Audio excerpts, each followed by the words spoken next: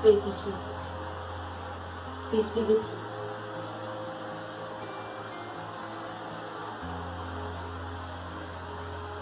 When Father God sent Angel Gabriel to Mother Mary with his word, with his living word, when she accepted the word, the living word, Lord Holy Spirit, He was the one with the word, living word, created Jesus.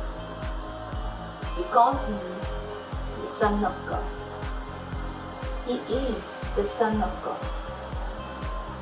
Everyone who is born of the living Word of God and the Spirit of God is the Son of God, because they are born of the incorruptible seed, which is the living Word of God and Spirit.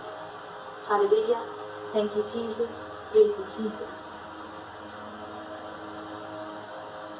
Nothing can stop you from being the Son of God when you believe in Lord Jesus Christ, that He is your Savior.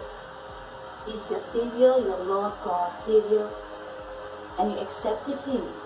From that day, Lord Holy Spirit abides with you, because Lord Jesus Christ says it, that He will never leave.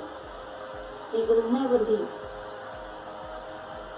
It's that words and a mindset that defines our ability to walk in that anointing of Son of God.